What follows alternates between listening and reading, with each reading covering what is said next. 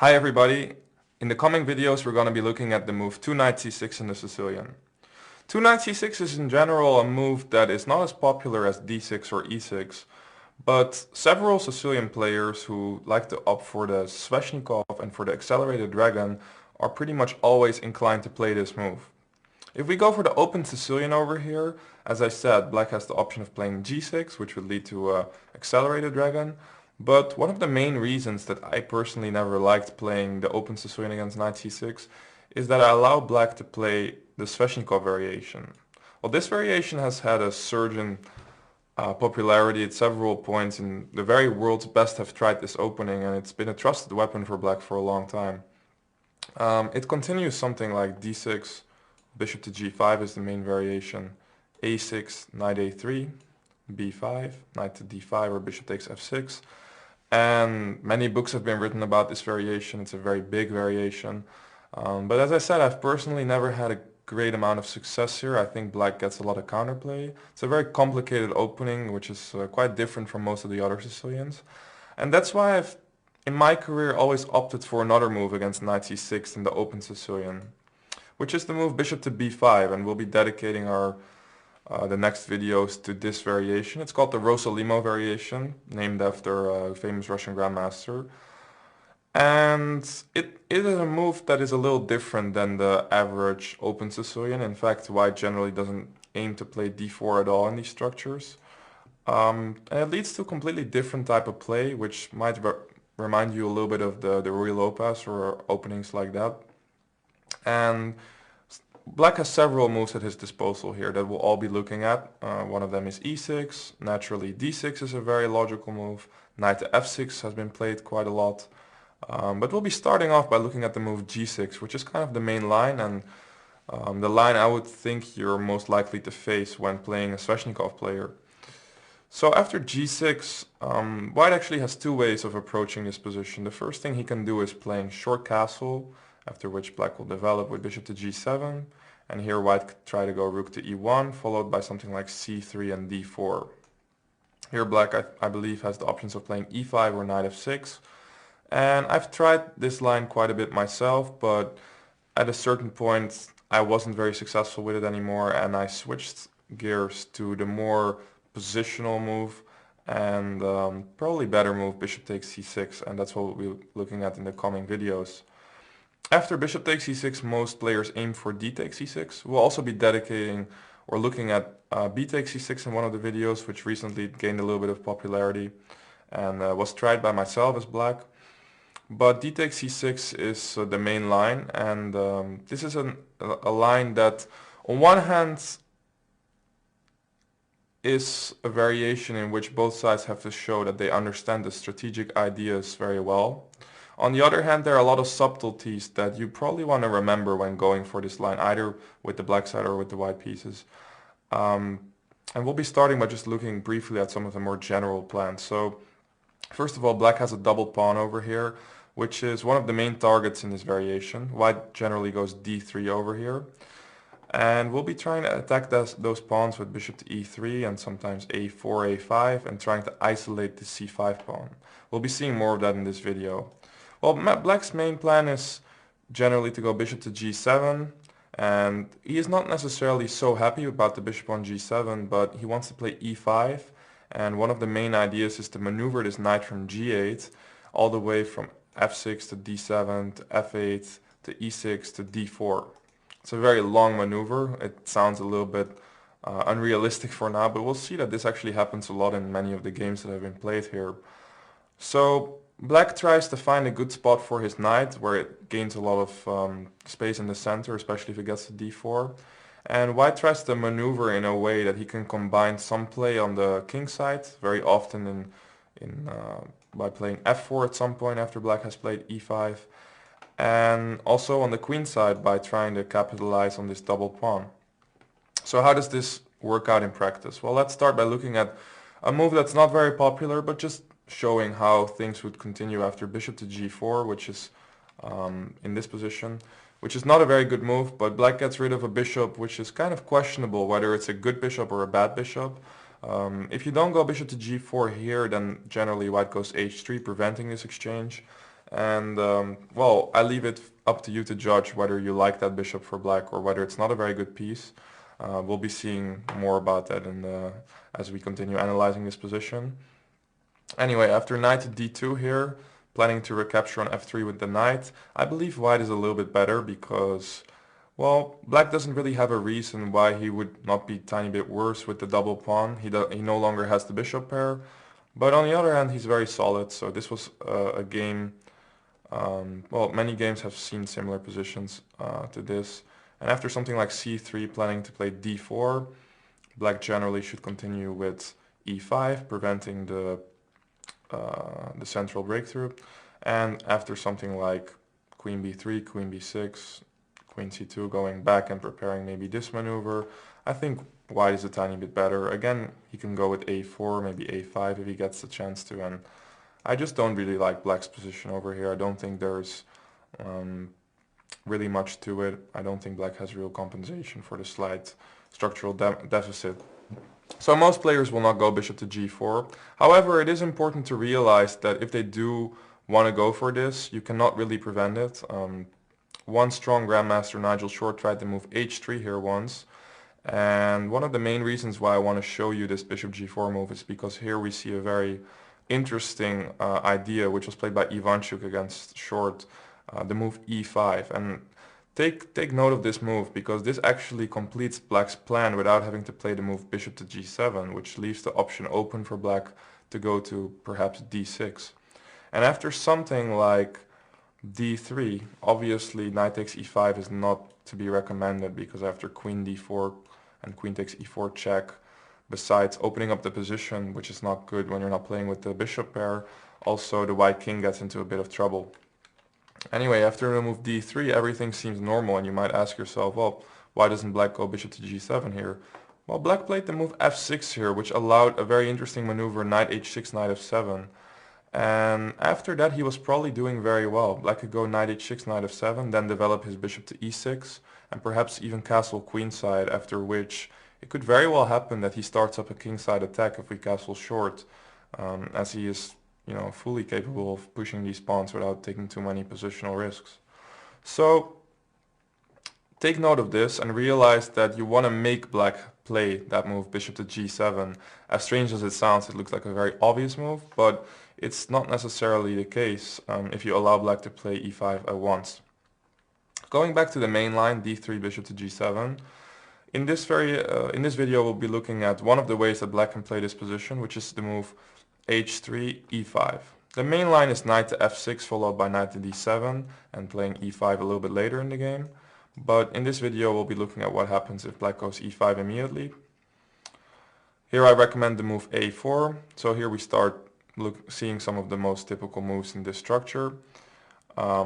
Generally black wants to play the move a5 when white starts playing a4, and the reason once again is that he doesn't want this c-pawn to be isolated. If he would go for something like knight to e7, just developing here, we'll most likely go a5, and you can see that after short castle bishop to e3, black is already having a pretty tough time defending this pawn. He could go queen to d6, but after knight d2 followed by knight c4, things are starting to look pretty tough for him. And another thing is that of course black could say, well, I can go rook to b8 and play b6 after this, but then there's not a real reason why he wouldn't go a5, because basically what he's doing is giving us some pressure over the a file for free. So the move a5 is kind of the standard reaction after a4, and that's the move we'll be focusing on.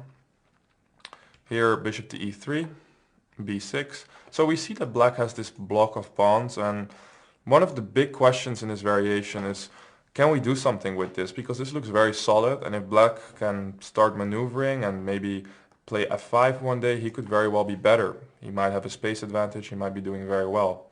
And it's very important to realize why this variation is so interesting for white. Because after the move knight a3, f6, which is probably the most logical move if black wants to put his knight to f7, another move would be knight to e7 after knight a3. But one of the reasons that black might not be so happy to do this is queen d2 followed by bishop h6. So over here f6 is the main move, and after knight c4, bishop to e6, we have to go knight d2, and here we see that black has protected against knight c4, knight takes e5 with this move f6, and also he wants to take on c4, which looks kind of equal, so we're forced to go knight d2, and black no longer has to be scared of us changing the bishop over here and potentially creating some play against the king. So black goes knight e7 here. And this is a real key position in the Rosalimo. Here for a long time it was thought that white is not really doing too much. We can go for the plan with f4, but generally we will see that black can respond with that by taking on f4 and playing the move f5 later on. And it is here that white has a fantastic breakthrough that he has prepared with his previous moves, which is pretty much what the whole line is based on. The whole idea of getting black to have this pawn block over here is based on the idea of playing b4. A very nice temporary pawn sacrifice that unfortunately I've never been able to use myself, but after the move a takes b4, which is virtually forced because c takes b4 would leave the b6 pawn unprotected. After a takes b4, a5, b takes a5. b5 looks tempting at first, but does not leave black with a good position after knight b6 attacking the rook, followed by bishop takes c5. And here, after b takes a5, bishop takes c5, short castle, white is actually slowly but surely planning to take back this pawn on a5, perhaps by means of rook a4, queen a1, building up pressure on that pawn, and we'll see that then the b4 pawn is very likely to fall. And it's hard for black to find a real way to deal with this, so this position is considered to be much better for white. Black could try to move bishop to h6 here, maybe trying to give up this bishop and take off some of the pressure of the a pawn here. I would recommend to just go queen e2, and after the moves bishop takes d2, knight takes d2, we have the idea of playing queen e3, renewing ideas such as bishop b6. And we're still a pawn down here temporarily, but as you can see indicated by arrows, we're planning to play rook a4, rook a1, and white should regain the pawn here with a better position. One of the sharp ways for black to deal with this idea of b4, and one of the main reasons why people tried this for a while as black, is f5, but it does not really seem to work. By the way, please take note that you should not castle in this variation as white, especially on this moment, because black has a really strong idea in eye of knight d5. Bit of a shocking idea, but this is actually a very good tactical idea, which after e takes d5, c takes d5, not only is black repairing its structure, it's also threatening to regain or actually gain our bishop on e3, which is one of our key pieces, and black is left with a slightly better position here. So this is a trick you want to remember, and for this idea alone, please take into account that against the e5 variation, the early e5 variation, we shouldn't castle too soon. Going back to b4, f5, after e takes f5, knight takes f5, g takes f5 looks quite bad after b takes c5, which is threatening check here. It looks like black can win a piece, but after check and castles, taking the bishop on e3 just opens up the attack on his king, and after something like king g8, knight e4, white has a crushing attack. Something you can look up in the ebook, but definitely not a good position for black here. If he takes on c5 at some point, one of the key ideas for white is to get the rook to the 7th. And black is really suffering from just having very passive pieces and lack of coordination here. So knight takes f5 would be playable, but after b takes c5, b5, trying to disturb this knight on c4, the easiest thing to do is really to just play knight d6 check. Knight b6 is possible, but after knight takes e3 followed by queen h4 check, things become a little bit unclear. So knight d6 is just a good way to retain a positional advantage. And knight takes d6, c takes d6, queen takes d6, followed by knight e4, gaining a tempo against this queen. Queen d5, queen d2. A very important move because we're kind of threatening to win one of the pawns here. Black can try to hold on to his somewhat damaged structure with b4, but after c3 white has very nice pressure in this position, and we see that this bishop is actually not doing very well, and the pressure on both the b4 pawn and in the long run the c pawn here should give white a very comfortable position. So it's a lot of information to process to start with such a complicated and perhaps new line to you. Let's go back a minute and look at some of the ideas we've seen.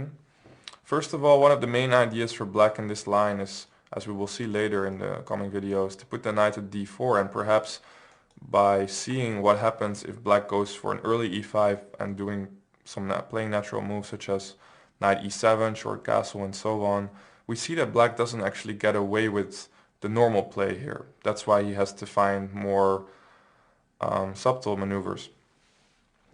White can't really prevent black from playing bishop to g4, which just leaves him in a slightly worse position, which I don't think we should worry about too much.